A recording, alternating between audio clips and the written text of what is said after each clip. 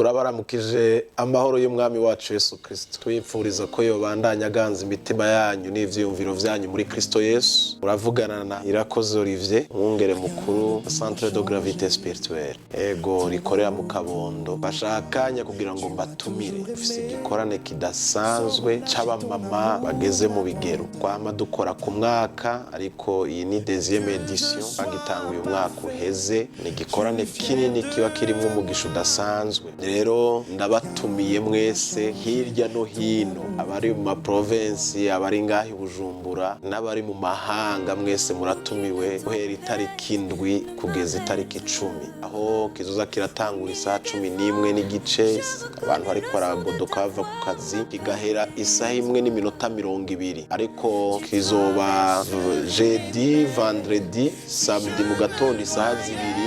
Hazoba hari seminaire y'amakupre, hazoba hari seminaire y'amakupre idasanzwe, aho tuzoba dufise abakozi badasanzwe, abakozi b'Imana bazodukorera muri iyo minsi 4, bazokorera abamama n'abigeme. Tuzoba turi kumwe n'umwungere mukuru w'ishengero ry'Urutare, muzeyi wacu mama w'Abuntu. Tuzoba turi kumwe kandi n'umukozi w'Imana mukunda Stefano Munongo kuva muri Congo, nawe azoba ari ngaha. Ego n'abandi batandukanye bazoba bahari kugira ngo dushobore kugira ibihe vyiza vy'umugisha. Turabatumiye rero kugira ngo uzoze. Ikindi kintu nuko dusanzwe tuzi yuko muri ino minsi bitoroshe ku bintu bijanye n'amabisi, ku bantu badafise imiduga. Bashaka kubabwira inkuru nziza yuko muza muraza mu gikorane, ariko mu gutaha hazoba hariho amabisi ahana abantu kugira ngo ntimuzosenga imitima iri hejuru ngo turabura ingene dutaha. Hazoba hariho amabisi kandi azobatahana ku buntu. Yesu abampera umugisha rero, muhawe ikaze. Dufise icivugo kiri muri Samuel, mu isanzwe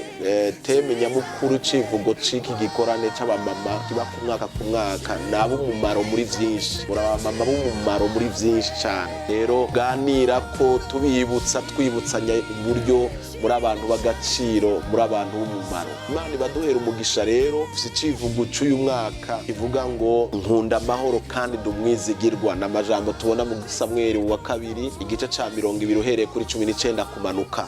Amajambo akomeye cyane abakozi b'Imana bazokwinjiramwo bayagure mu buryo budasanzwe. Muhawe ikaze hirya no hino, muzoze tubane tugira ibihe vyiza, kandi mwibuke kuza murashika kare kuko aba hari abantu benshi cyane. Yesu abambezagirire ibihe vyiza, muroranirwe, komeze kugira umugisha muri vyose. Amen.